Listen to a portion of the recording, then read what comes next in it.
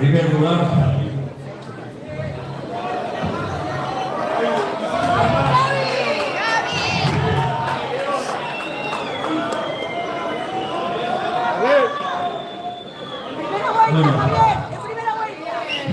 vamos a calentar. 52%.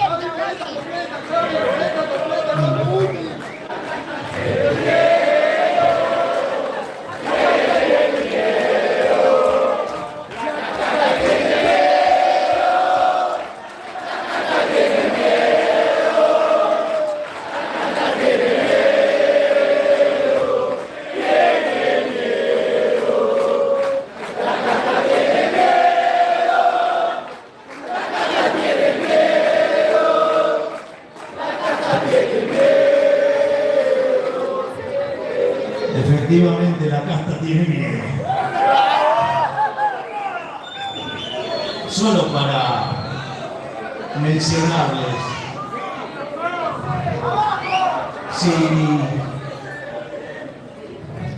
si de acá al 22 de octubre mejoramos nuestra fiscalización y si logramos que más gente vaya a votar, no les quede ninguna duda que vamos a tener un ¡Viva la Libertad!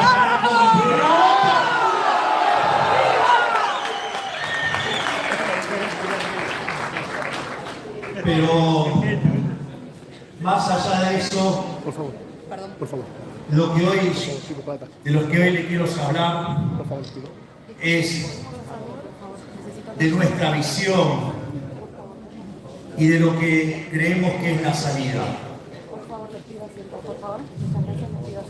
Quiero agradecer también a cada uno de los miembros de mi equipo, cada uno de estos gladiadores que luchan por las ideas de la libertad, y hoy, frente a las dudas que ponen y demás, quiero que conozcan al que va a ser el presidente del Banco Central de la República Argentina y que nos va a cerrar, el doctor Emilio Campos. Por favor, Emilio.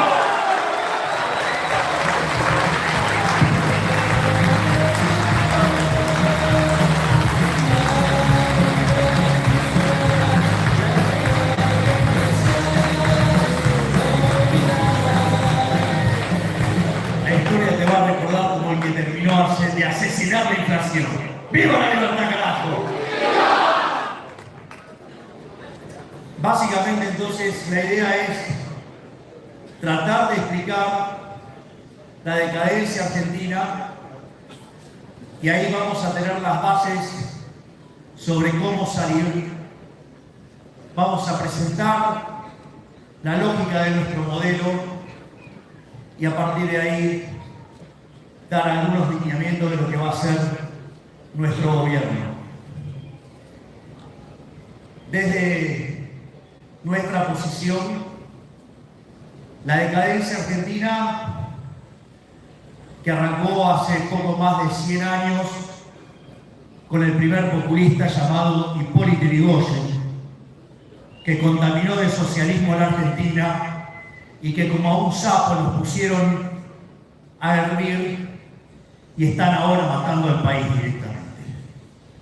Porque de ser el país más rico del mundo a inicio del siglo XX, hoy somos 140 al tipo de cambio paralelo, tenemos 40% de pobres, 10% de indigentes, con el agravante de que Argentina, siendo un país que produce alimentos para 400 millones de seres humanos, con una presión fiscal en el campo del 70%, quiere decir que el Estado se lleva el alimento de 280 millones de seres humanos y en Argentina hay 5 millones de argentinos que no les alcanza para comer. Por lo tanto, quiero que me expliquen para qué sirve el Estado presente si no es para hacer ricos a los políticos y pobres a los argentinos de bien. En ese sentido, la base de este modelo decadente, al cual la casta se abraza y trata de defender este modelo nefasto con uñas y dientes, tiene una génesis en una frase que dice que donde hay una necesidad nace un derecho. Ahora el problema radica en que las necesidades son infinitas y que los derechos hay que pagarlos. Y el problema es que si hay que pagarlos hay que buscar los recursos y esos recursos son finitos. En ese conflicto que existe entre las necesidades infinitas y los recursos finitos, ese problema la economía ya lo resolvió. Es decir, afuera del paraíso la solución es el capitalismo, la economía de libre empresa, el único modelo exitoso a lo largo de la historia de la humanidad, donde con la propiedad privada y mercados libres, eso conduce al máximo bienestar.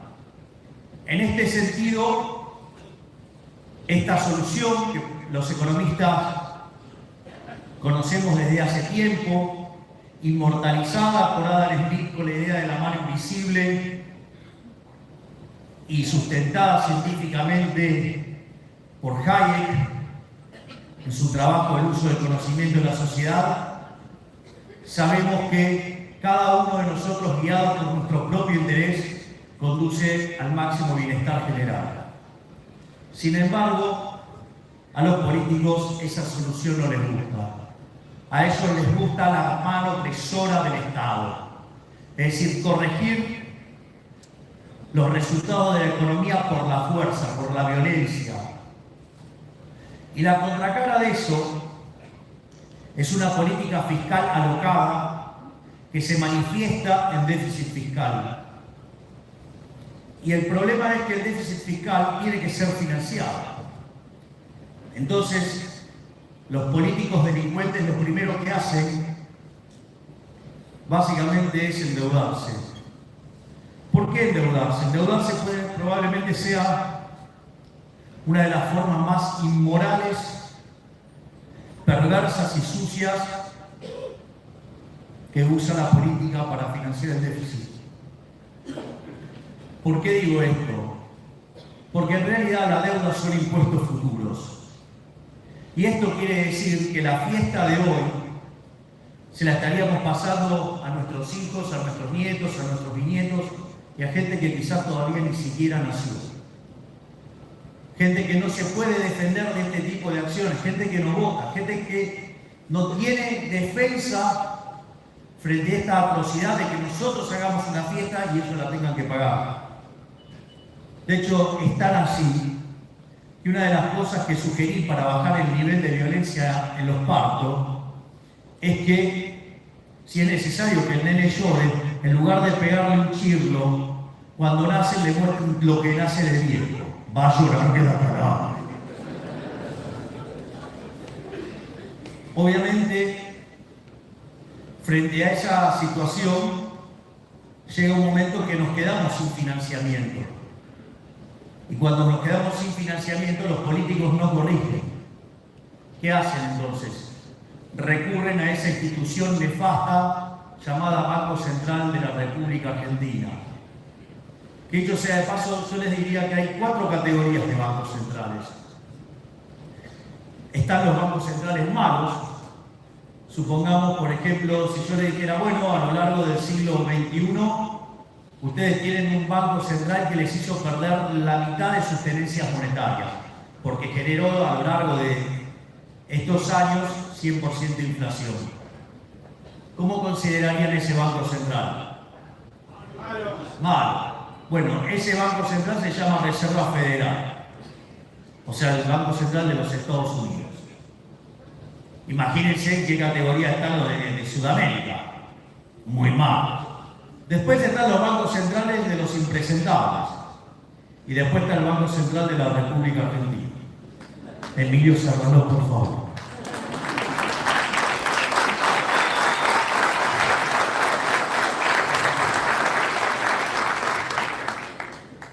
En ese sentido, vean que antes de que existiera el Banco Central, en 1935, la inflación en Argentina era del 0,9% anual. Después, cuando se creó en 1935, se lo creó mixto, mitad del sector privado, mitad del sector público, por 40 años. Es decir, en 1975 deberían haberlo cerrado, cosa que no se hizo. Además, nació en base a una estafa. Pero no solo eso, sino que además, dicho sea de paso, uno de los responsables de la creación de esa estafa se llama Federico Pinedo. Decía el abuelo de uno de los que está esquemas, no sé, agrupaciones que compiten. Lo que pasa es que nada, como vienen tercero y cómodo.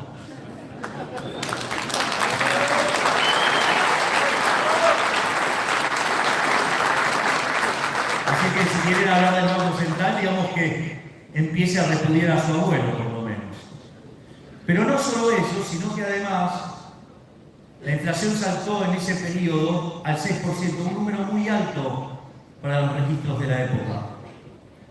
Después, en 1946, Farrell lo nacionalizó y a partir de eso hasta el año 1991, que fue cuando ocurrió el repudio de la moneda, la inflación promedio fue del 250% anual. Le quitamos 13 ceros a la moneda y tuvimos 2 hiperinflaciones sin guerra, hasta que llegó el mejor presidente de la historia argentina, que fue Carlos Saúl Menem, y lanzó la convertibilidad.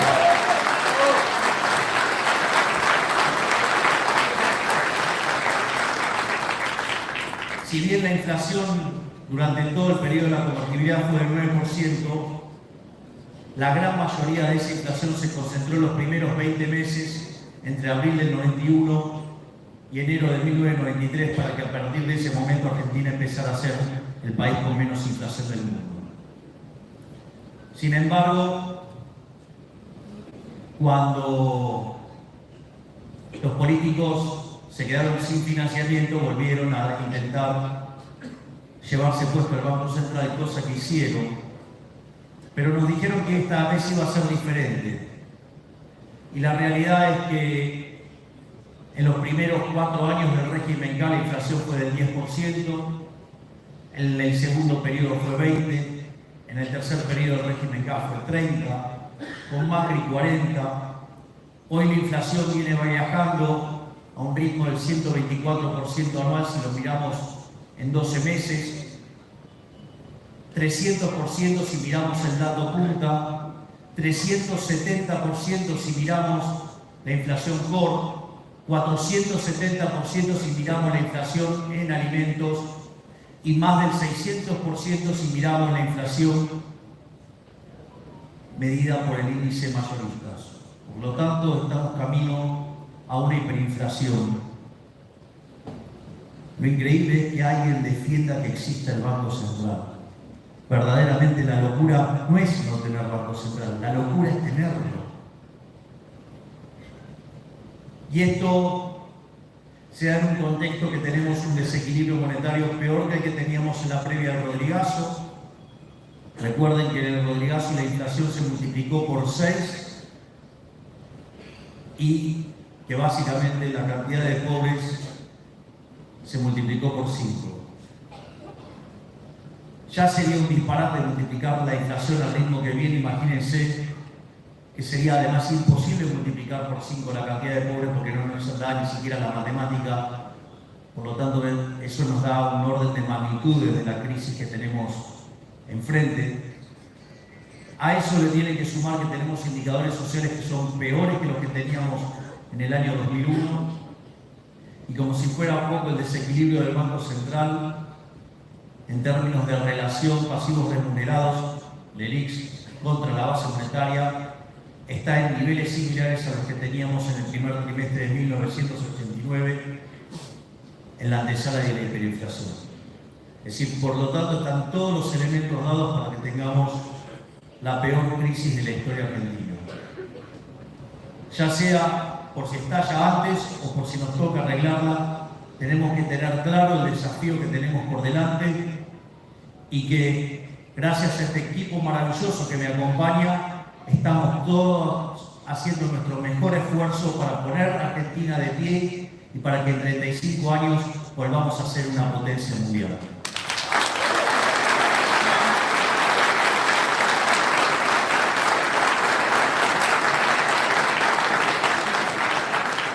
Y obviamente que cuando ocurre el desastre monetario, no queda otra que ajustar las cuentas públicas.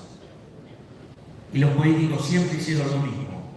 Jamás bajaron el gasto público, porque no se puede tocar nunca el gasto público, pero sí suben los impuestos. Y en ese contexto, es más, miren la inmoralidad de lo que pasó este miércoles pasado. Sucede que bajar impuestos a las ganancias en trabajadores, que no es ganancia, lo consideran como hiperinflacionario. Ahora subir el gasto no, hay que ser inmoral en la vida. Además lo dice gente que aprobó varios presupuestos con déficit fiscal y que cuando fueron gobiernos volvieron déficit fiscal y se endeudaron hasta la maceta. Hay que ser inmoral y tener doble vara en la vida, hay que ser cara dura. En ese contexto, entonces nos terminan subiendo los impuestos. Argentina tiene la presión fiscal formal más alta del mundo. Tenemos 170 impuestos, tenemos 300.000 regulaciones. Este país, tal como está, es inviable. Por lo tanto, lo primero que tenemos que entender que una Argentina distinta es imposible con los mismos de siempre. Si seguimos haciendo las mismas cosas que venimos haciendo hace 100 años, el único destino que nos queda es la miseria total y absoluta. Entonces, esta situación, la contraparte, es que Argentina tuvo de los últimos 122 años déficit durante 112. Además tuvo 22 crisis, donde de esas 22 crisis, 20 son de origen fiscal, que puede ser alto o muy alto. Las más escandalosas de los últimos 50 años tenemos el Rodrigazo con un déficit fiscal de 14 puntos del PBI, la tablita cambiaria en el 81 con 11, la hiperinflación de Alfonsín con 9, la convertibilidad con 8, y hoy entre el déficit fiscal y el cuasi fiscal estamos en 14 puntos del PBI. TikTok, TikTok, TikTok, TikTok, TikTok, TikTok. Por lo tanto, la tarea que tenemos que enfrentar es una tarea enorme. No es una tarea para tibios, no es una tarea para cobardes y mucho menos para incapaces. Por lo tanto, nosotros somos el único espacio que hizo una propuesta de gobierno completa. Somos los únicos con propuestas en lo fiscal, en lo monetario y en un montón de áreas de gobierno. Es decir, somos los únicos que sabemos lo que hay que hacer, sabemos cómo hay que hacerlo y además tenemos el coraje para hacerlo.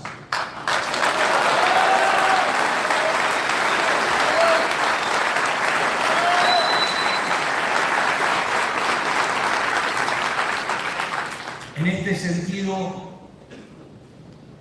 nuestro modelo está inspirado en las ideas de la libertad. Tal como señala nuestro máximo prócer de las ideas de la libertad de todos los tiempos, el coloso Alberto Venegas Lynch, hijo, dice: el liberalismo es el respeto irrestricto del proyecto de vida del prójimo, basado en el principio de no agresión y en defensa del derecho a la vida, a la libertad y a la propiedad, cuyas instituciones son la propiedad privada, los mercados libres de intervención estatal, la libre competencia entendida como libre entrada y salida, la división del trabajo, la cooperación social, y donde solamente es posible ser exitoso sirviendo al prójimo con bienes de mejor calidad a un mejor precio. Ese modelo es un modelo donde los países que son más libres son 8 veces más ricos que los países reprimidos, donde el decil más bajo de la distribución no solo que está 11 veces mejor que su par en el país reprimido, sino que además está mejor que el 90% de la población del país reprimido. Tiene 25 veces menos de pobres en el formato estándar y 50 veces menos en el formato extremo. Y además la gente vive un 25% más. Por lo tanto, la pregunta es, ¿por qué le temen a la libertad? ¿Por qué asustan a la gente? Si es tan claro, lo que sucede es que la solución está en manos del mismo problema. La solución implica que para salir adelante, el costo lo va a tener que pagar la política. La política y toda la casta que vive de este círculo nefasto que nos conduce a la más estúpida y miserable de las pobrezas. En este sentido, nosotros tenemos diseñado un programa de largo plazo. Cuando ustedes miran los parámetros de la economía argentina y miran la evidencia empírica del crecimiento económico, miran los problemas de convergencia, uno puede inferir que si Argentina hiciera las reformas de mercado en un lapso de 35 a 45 años, Argentina podría alcanzar el nivel de vida de Estados Unidos en términos dinámicos. En ese sentido, esto que parece muy largo, en rigor, primero, si ustedes quieren correr una maratón, siempre hay que dar el primer paso. Segundo, también tenemos que entender que tener altura de estadista también significa plantar el árbol que quizás no nos dé la sombra a nosotros. Nosotros estamos dispuestos a hacer eso. Pero lo más interesante, siempre se dice que los políticos carecen de mirada de largo plazo. Nosotros presentamos un programa de largo plazo y entonces dicen que nuestras políticas tienen delay.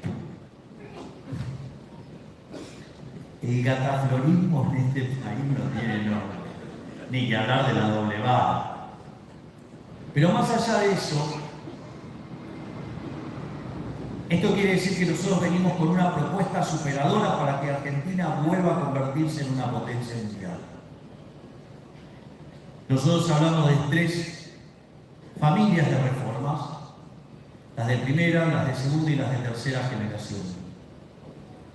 En este sentido, nosotros hoy por hoy estamos concentrados en las reformas de primera generación.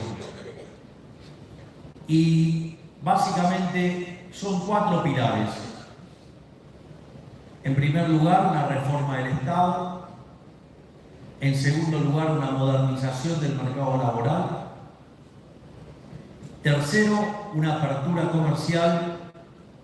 Y en paralelo, una reforma monetaria que a la postre termine con el Banco Central. En cuanto a la reforma del Estado, lo primero que vamos a hacer es cambiar la ley de ministerios y vamos a ir a 8 ministerios. Vamos a tener el Ministerio de Economía, el Ministerio de Infraestructura, bienvenido Guillermo a la Fuerza del Cielo, nuestro Ministro de Infraestructura, Guillermo Ferraro.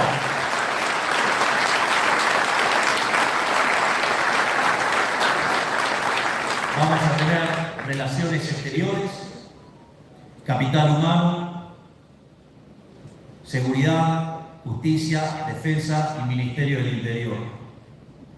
Es decir, vamos a ir a 8 ministerios. Les voy a contar una anécdota divertida. En la época que leía más, porque se imaginarán que ahora por cuestiones de tiempo leo bastante menos.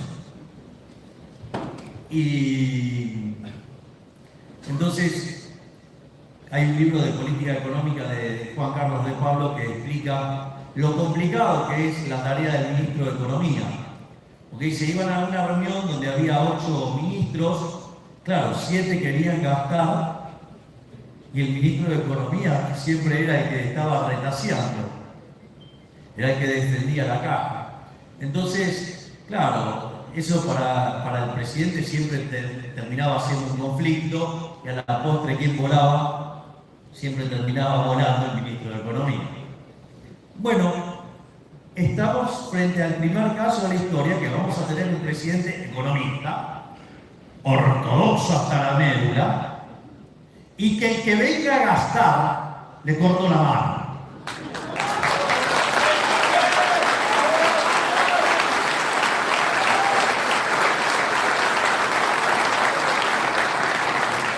En este sentido, nosotros hemos presentado lo que denominamos el plan motosierra. Pensar que dicen que comunicamos mal y vamos a hacer las caminatas y viene la gente con la motosierra.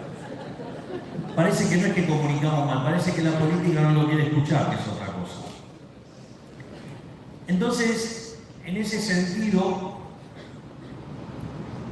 nosotros estamos proponiendo eliminar la obra pública, hacer un sistema de iniciativa privada chilena.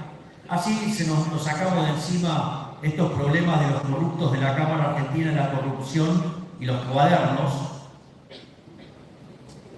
También proponemos eliminar las transferencias discrecionales. No solo eso, también proponemos eliminar los subsidios económicos, recalibrando la ecuación económica financiera de los contratos, eliminar el déficit de las empresas públicas, pero privatizando, y terminar con los regímenes de privilegio. En términos de porcentaje del PBI estamos hablando de 3.5511. Es decir, queremos ajustar 15 puntos del PBI. Pero a diferencia de los otros ajustes que se hicieron en la historia argentina, este ajuste no va a caer sobre la gente de bien, sobre las personas que trabajan, sobre las personas que crean riqueza y que son los que hacen grande este país y que tienen que aprovechar a trabajar mucho cuando los políticos duermen para seguir creando riqueza sin que estos inútiles la destruyan. En ese sentido, eso nos va a permitir no solo recuperar el equilibrio fiscal, que implica 5 puntos, sino que además nos va a permitir ir a un estado previo al kirchnerismo, y eso además también nos va a permitir reformular el sistema impositivo, simplificarlo y llevarlo a 10 impuestos para que la economía argentina sea competitiva fiscalmente, al tiempo que vamos a avanzar profundamente en una agenda de desregulación de la economía. Otro pilar nuestro de nuestras reformas es la modernización del mercado laboral. Pensemos que Argentina no crea puestos de trabajo desde el año 2011. El empleo en el sector privado formal está clavado en 6 millones de puestos de trabajo. Sin embargo, el mercado informal hoy ya tiene 8 millones de trabajadores.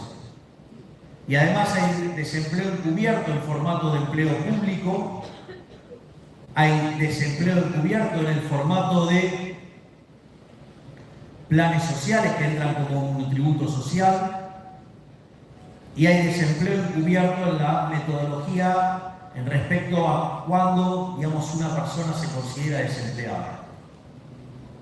En ese sentido, nosotros estamos proponiendo ir a un sistema de seguro de desempleo como el que tiene la UOCRA, pero potenciado y mejorado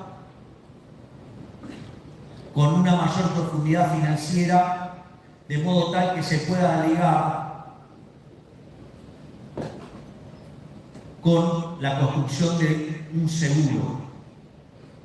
Y en ese sentido, esto nos permitiría pasar de 6 millones de puestos de trabajo a 14 millones de puestos de trabajo, donde además ahora la señal de precios estaría limpia, porque trabajaríamos sobre la litigiosidad judicial, Y eso permitiría incorporar al mercado 8 millones de personas, o sea, nos iríamos a 14 millones.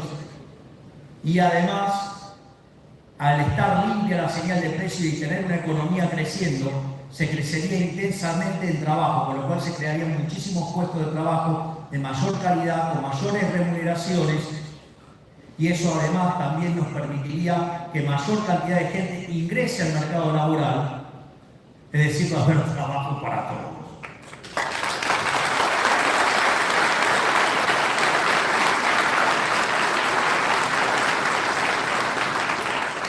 Y en este sentido, no solo que eso abre las puertas para... Acaba de llegar mi abogado.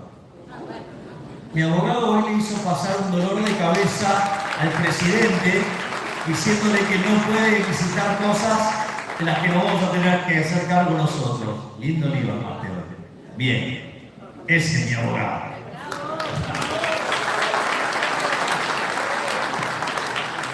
En ese sentido, siendo Argentina competitivo fiscalmente, siendo competitivo laboralmente, vamos a estar en condiciones de abrir la economía de manera unilateral. Y esto tiene sentido porque aquellas economías que son más abiertas son 9 veces más ricas que las que están cerradas.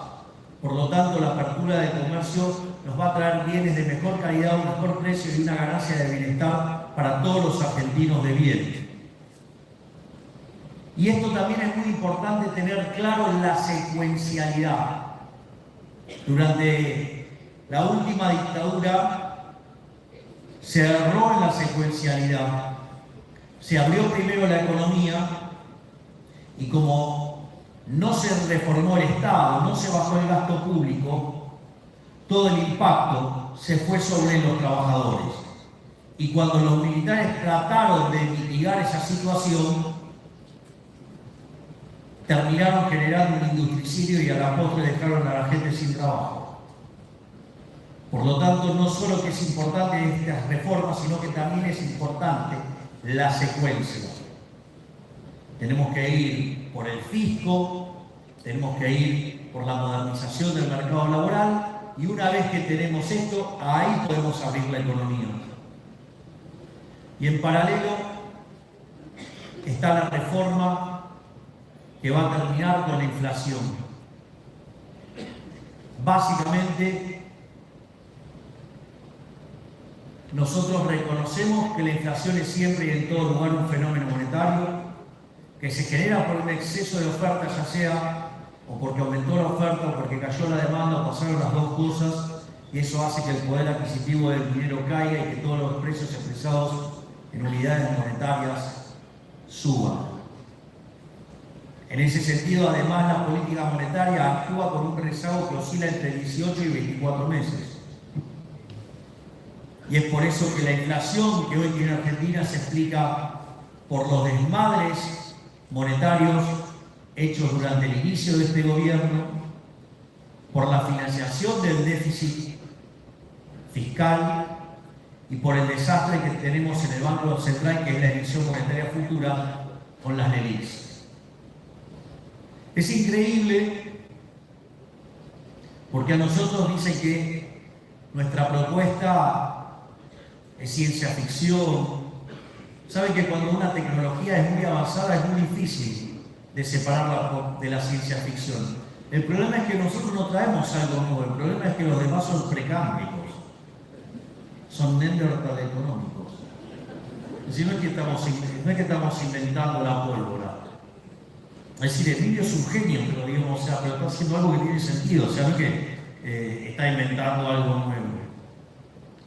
Y en ese sentido quiero aclarar algunas cosas sobre algunos aspectos de la dolarización, como se suele decir, que en realidad tiene que ver con la moneda en la que se liquida el Banco Central.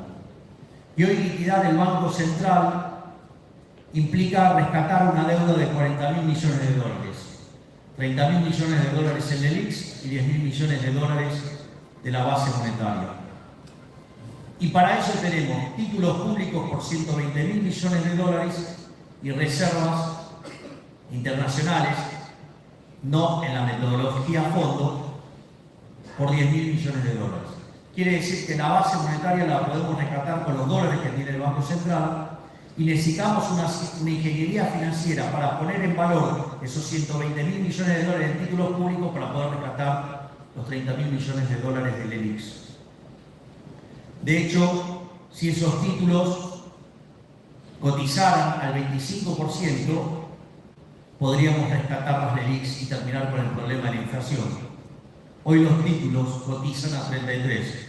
Por lo tanto, la dolarización es factible. Por más que algún flojito de papeles crea que le falta el tuco y que le faltan los fideos. Hay tuco y hay fideos.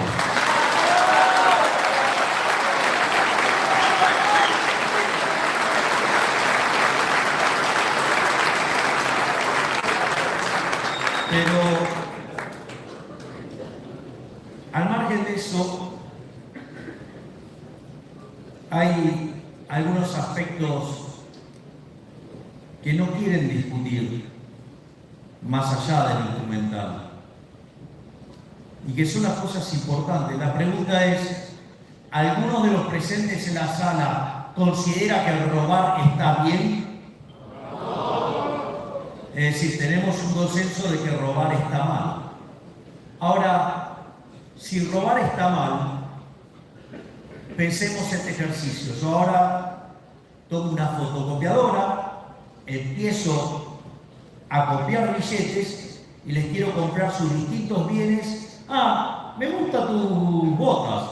Entonces imprimo unos billetes, dame tus botas. ¿Me las darías? Exactamente, nadie me daría nada a cambio de eso. ¿Por qué? Porque es una falsificación, porque es una estafa. Eso el Estado lo puede hacer básicamente porque hay algo que se llama curso forzoso. Y ese curso forzoso se ampara en el monopolio de la violencia que tiene el Estado. Es decir, es un robo, es un trato desigual frente a la ley, es violencia. Entonces, lo primero que tendrían que explicarme, por ejemplo, el señor Rosati, ¿por qué, digamos, para él robar está bien? Porque para mí y para todos los argentinos de bien, robar está mal.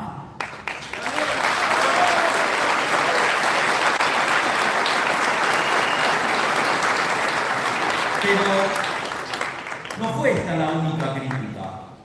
Hay otra crítica que dice que Argentina no podría estar dolarizando porque no tienen mapeado con el ciclo económico americano.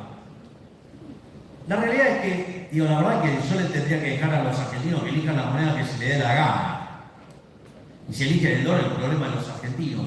Ahora, la realidad es que nosotros hablamos de competencia de monedas, que parece que si son dos monedas les gusta, pero si son más no. O sea, parece que tienen un problema de no se dan cuenta que dos monedas es el subcaso de muchas monedas. Pero al margen de esas anteojeras intelectuales, limitaciones mentales, la realidad es que si tengo competencia de moneda, puedo ajustar la moneda al ciclo de negocios que yo tenga. Por lo tanto, va a haber una canasta de moneda diseñada por los propios individuos en función de las necesidades que tienen. ¿Qué mejor que eso? Es más, si ustedes fueran una empresa petrolera, seguramente harían sus transacciones en WTI. Si ustedes tuvieran una empresa de gas, seguramente harían sus transacciones en BTU. Si ustedes tuvieran una empresa que se dedica a negocios agropecuarios vinculados a la soja, usarían el precio de la soja en Chicago. Y si no tuvieran un instrumento, que les permita mapear de manera exacta, les cuento que hay un libro que está en la Bolsa de Comercio de Madrid que se llama Confusión de Confusiones. Es de 1445, o sea, estamos hablando del siglo XV, que describía los mercados de derivados en Holanda, hoy Países Bajos. ¿Sí? Es decir, que no es que no sabemos cómo cubrirlo, hace un montón de años que sabemos cómo se hace eso. Entonces, una de las cosas que me niego a aceptar es que un conjunto de ignorantes les determine fijando las reglas a un montón de argentinos que solo se las pueden arreglar muchísimo mejor que esa manga de brutos. Pero no solo eso. Además, otra de las cosas que dicen es, no, bueno, pero hay rigidez en el mercado laboral. ¿Y qué quieren? ¿Corregirla con emisión monetaria? Digo, tenemos que arreglarla yendo a los temas del mercado laboral, que es lo que dijimos recién, que es llevarlo a un sistema de seguro de desempleo. Eso es lo que va a arreglar el problema laboral. Donde hoy en esta locura en la que vivimos, la contracara de las restricciones que tenemos, no es que solamente tenemos 8 millones afuera del mercado, sino que además el 30% de los trabajadores formales son pobres. Es decir, esta es la gran locura que generaron estos delincuentes de 40 años de democracia, salvo los gloriosos 10 años de Carlos.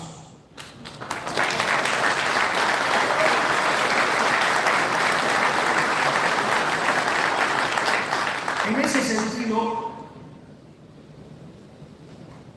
otro problema que señalan es, no, bueno, pero Argentina tiene déficit fiscal. Es como que ustedes llegan a la casa y le dice su mujer, viejo, no alcanza. Dice, bueno, lo arreglamos yéndonos de caño.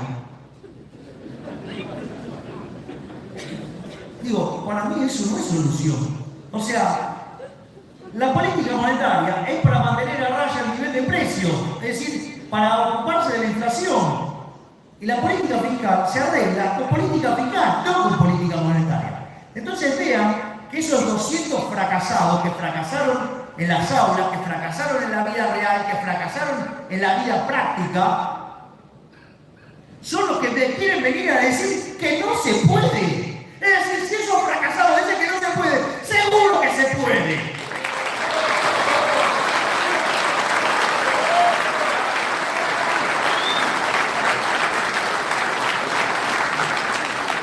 Porque con ese argumento, cada vez que tengo un problema lo arreglo con política monetaria. Y si lo arreglo con política monetaria, tengo inflación. Baja, vamos que vivimos en un país inmundo en términos de inflación. Entonces, si está claro desde lo moral, si está claro desde lo técnico, si está claro desde lo instrumental, la pregunta es, ¿por qué insisten? Miedo, están recontracagados.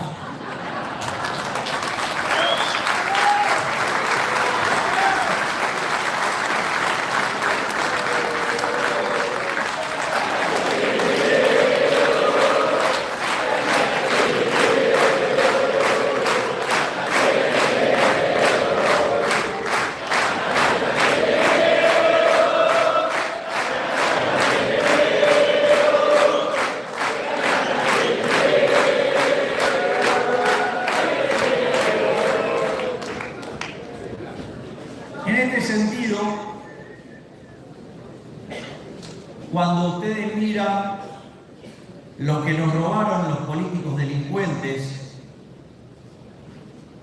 que ocupan el poder,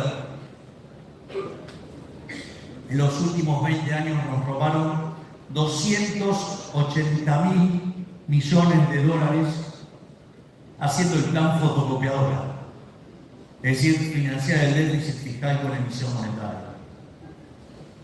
Si ustedes toman este último gobierno, nos robó 90.000 millones de dólares.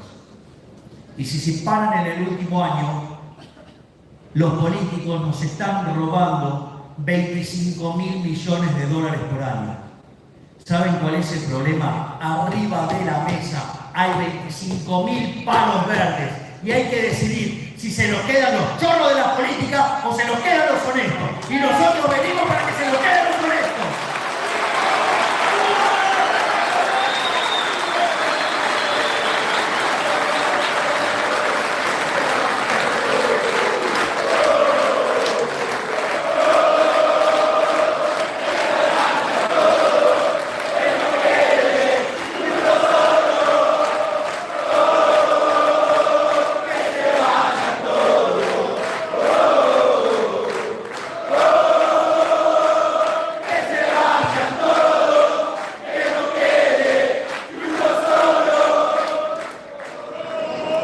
Gracias, esa es mi canción favorita. pensar que en el 2001 hubo un que se vayan todos. No solo que no se fue ninguno, sino que además vinieron con los parientes, con los amigos de los parientes, o sea, y crecen, y nosotros somos cada vez más pobres, y a los únicos que les ha ido bien en estos 40 años de democracia es a los delincuentes de los políticos. Por lo tanto, claramente, que se vayan todos, porque es el momento de que entre la idea de la libertad, y vamos a sacarlos a patadas en el culo.